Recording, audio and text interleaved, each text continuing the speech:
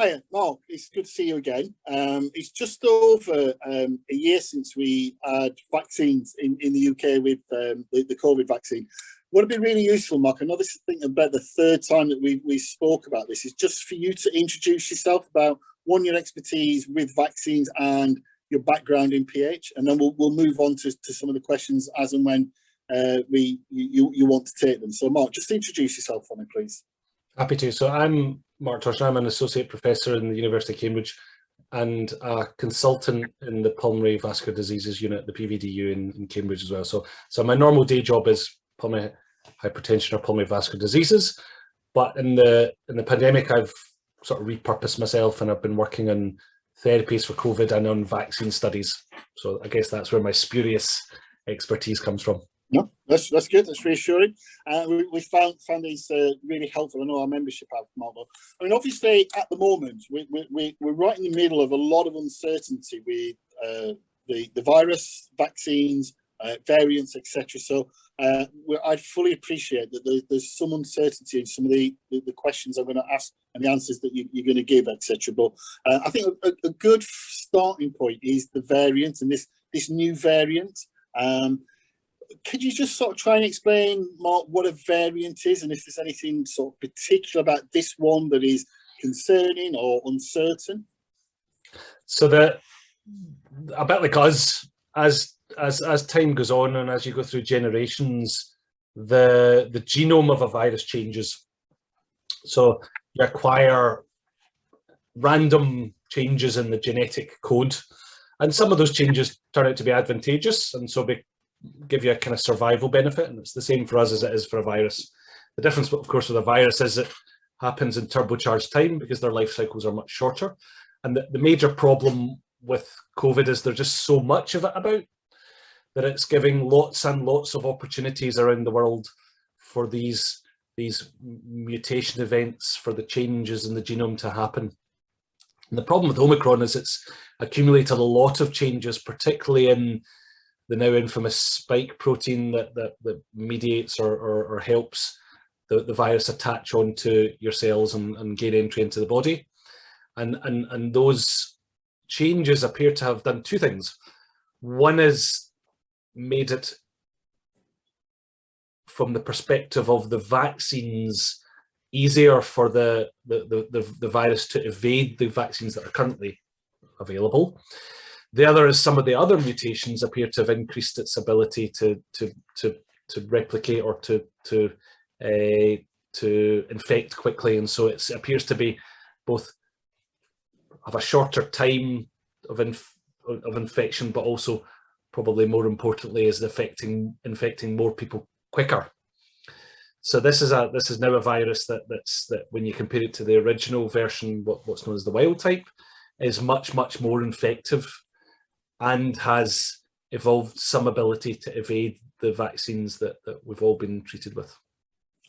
Does it make a difference, Mark, and obviously we're talking in the context of UK, that the more vaccine you've got on board, so double vaccine, booster vaccine, is there any suggestion that the extra vaccine load is helpful, or are we still in a point of uncertainty there?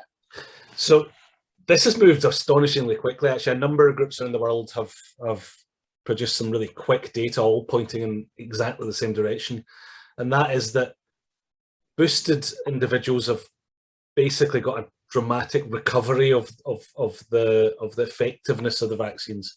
So recently boosted patients appear to be back up towards the kind of levels that we expected prior to Omicron. So boosting has a very significant effect in all of those studies, and that's regardless of which way you measure it, whether you measure it in the immunity or whether you measure it in its actual ability to prevent people getting infections. So the boostings, that's why our Prime Minister and our government have this weekend announced that they're going to speed up the booster rollout, because boosting appears to be our most effective tool in trying to reduce the impact of the variant as it spreads. So variants are a natural history of viruses, yeah, and sometimes the good news and sometimes the bad news, and probably, to be really honest, at the moment, Mark, we're in a period of uncertainty.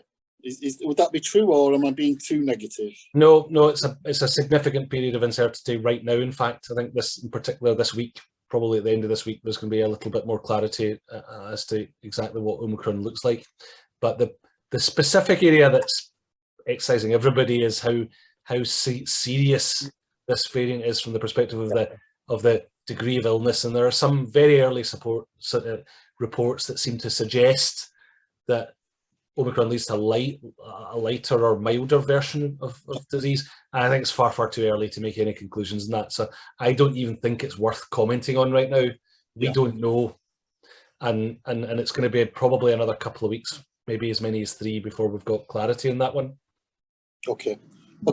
So all we do know, am I right thinking, Mark, at the moment what we do know is our best defence is vaccine and booster vaccine? Is again, am I overreading something here? No, I think that's medium term our best defence, but obviously the boosters take a while to kick in. So that's why there's such urgency about the pace and scale of the rollout. But all of the other stuff in the background that we've been talking about for the last 2 years, I guess, hasn't changed. So there are other incremental things you can do to try to reduce your risk, and they're by this point they're pretty obvious. It's masking, it's making sure you're in well ventilated spaces, it's trying to reduce the unnecessary contacts, and thinking carefully about who you're interacting with, I guess, which is what I'm back to doing again. After a few months of a slightly less stringent approach. Yeah. Okay. Good. So it is about the very basics. Well, I mean, the very basic stuff is the important stuff, isn't it? It's that hygiene. It's all the things that probably pre-COVID we should have been doing anyway. We fell into quite lazy ways of living. I think and COVID sort of brought that up, hasn't it? About hand washing and sort of general ventilation and things like that. So those things do make significant differences. They do, and they may be small and they may be incremental, but I think if you're viewing it as an individual person and you're thinking about what things can I do easily to mitigate risk, there are some things you can do that are relatively simple, and most of the pulmonary hypertension patients have done this pretty effectively actually throughout the pandemic. I don't know, because we haven't yet been able to formally assess what our rates of COVID have been like in our patients, but my impression is that our patients have managed to avoid it better than the general community, and I think that's partly because some of the things that we have had to adapt to over the course of the last year or two, in fact, pulmonary hypertension patients have embedded in normal life anyway. So I think that we're probably going to talk, I guess, about what should patients do, and my advice is not going to be massively different than before. It's definitely get a booster. It's definitely mask when you're in areas or scenarios where you feel at risk, and it's have a think about who you're interacting with, particularly in this next few weeks. And it may be that in another few weeks we're in a different position and you can reassess again, but just to take a slightly cautious approach, because there are a lot of very senior and very sensible scientists who are concerned about Omicron. Okay, just on a point of I think understanding, Mark, because there is some different language that's being used about boosters and third vaccines. Yeah. Can you explain what the difference is between a booster and a third vaccine, or are they the same by another name? So in the majority of us, that third vaccine is the booster, but for a subset of immunosuppressed patients, three doses is being accepted as the standard. So there is a subset of patients that mostly don't pertain to pulmonary hypertension, where I expect they will be eventually getting 4 doses, and the 4th one will be called the booster, because 3 is basically more or less normal for them at this point, because we know that there are some immune conditions and some treatments that mean that 2 doses doesn't produce the response that we need it to. Mhm. I'm slightly different. I don't want to change the subject here, Mark, but talking about vaccines and things like that, we're in this period of time as well with flu vaccines.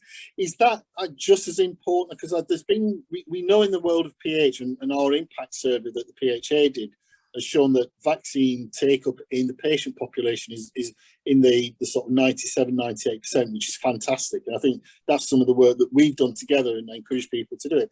But flu vaccines, is that less important, just as important?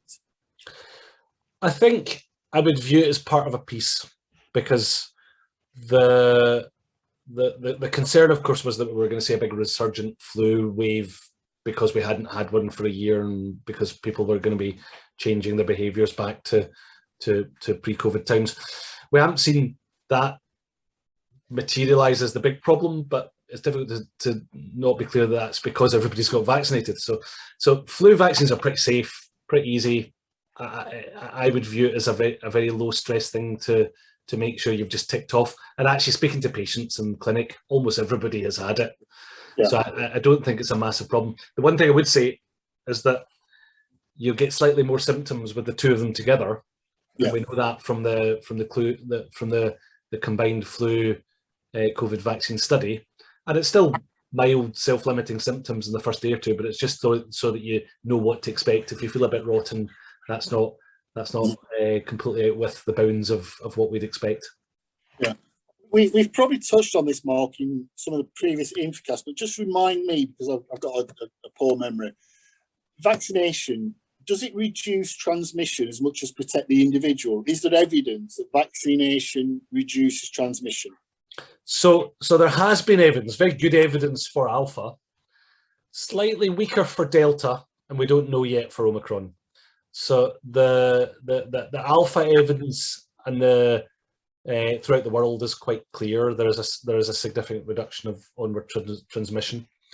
The Delta evidence, a little bit more complicated because the evidence is still coming out. It's not that long since we had the Delta wave, and so there are a couple of studies. There was one from the ONS and there was one from Holland, I think, that showed a slightly saggier impact in some of the vaccines on transmission, but still an impact. With Omicron, it's just too early to know. What we do know, I guess, from this last 3 months, is that vaccines alone aren't going to be the only answer. Yeah. And I don't think, hopefully, I've never said they were. I don't think any of us expect them to be the answer to everything. They've done a quite astonishing job, because if you look at the proportion of hospitalizations and deaths compared to the cases that, for example, we've had in Britain over this last 3 months, it's completely changed the game. But we're still seeing a quite significant amount of cases, and not all of those cases are in unvaccinated patients, although most of the hospitalizations and many of the deaths have been. Just trying to take that step one further, Mark, that point about vaccines are not going to be the whole answer. No, you've never said that. You've made that really clear from the start. You said it was a really important foundational point of the fight against this virus. But and I know there is uncertainty here, Mark, so allow yourself to be uncertain. The new sort of talk is in the media, etc., about antivirals. Are they part of it? What can you say about that at this stage? So the early treatments broadly fall into two things. There's the antivirals, of which molnupiravir, which is always a mouthful to say, is the one that's best known and whose data we have seen all of. Then you've also got the monoclonal antibodies, and so the monoclonal antibodies appear to have a reduced effect, and it's very similar to the vaccines, I guess, with Omicron. So that's an important thing to acknowledge. The antiviral initial results looked very strong when they released the results, but as always happens with drug trials, the results have to be released, and this is just to do with the regulators the minute they are known about, because there are commercial implications of them. When they actually analyse their final data set, and certainly this is true for molnupiravir, and I think may also be true for the Pfizer therapy as well. The effect wasn't quite as strong as perhaps the initial data I'd suggest. So again, I don't think this is going to be an answer in itself. I think it's going to be another very important tool. I think eventually we will move to a position where there will probably be combination therapies of antivirals, and they will have an impact on the severity of disease. But it's a little bit early days to be clear, how that's going to play out in the medium to longer term. So again, we're talking about another tool. We're talking about another brick in the wall, but we're not talking about I think the answer. The answer is complex, and the answer requires multiple different changes to how we think about the disease.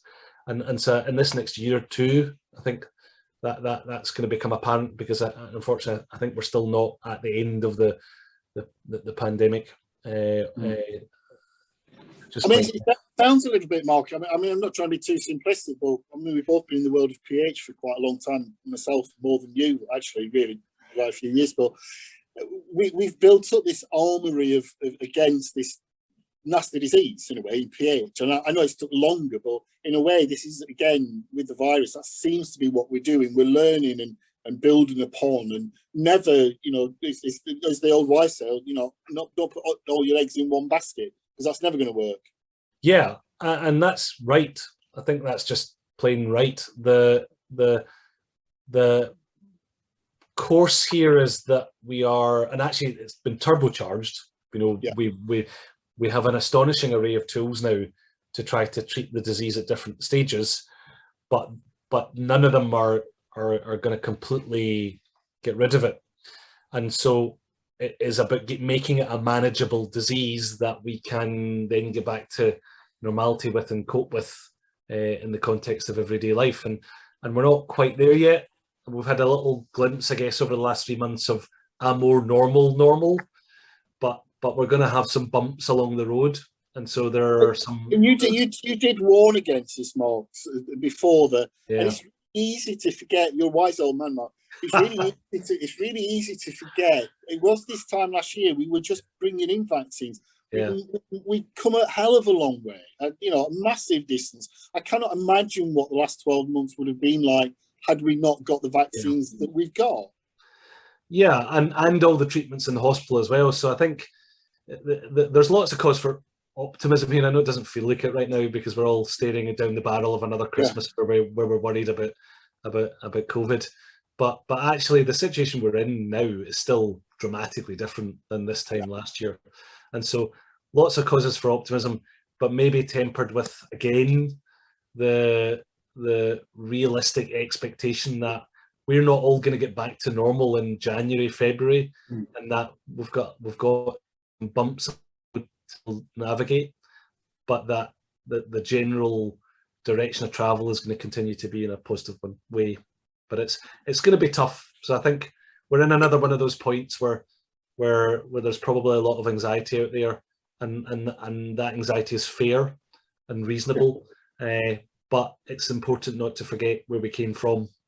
Absolutely. And I know, we feel the stress and strain, and I know we both do clinical work as well, but I cannot, again, we've much to learn from our patient populations, particularly in the world of PH, that, these people that have adapted lifestyles because of the PH and then adapted lifestyles because of COVID and still carry on. And it does, while we feel like, here we go again. And you're right, it's at Christmas again, isn't it? And those sorts of things. But it is remembering where we've come from and just remembering. As I say, I just take a lot of sort of encouragement from some of the people that we meet all the time who've just changed their lives and just still have a good quality.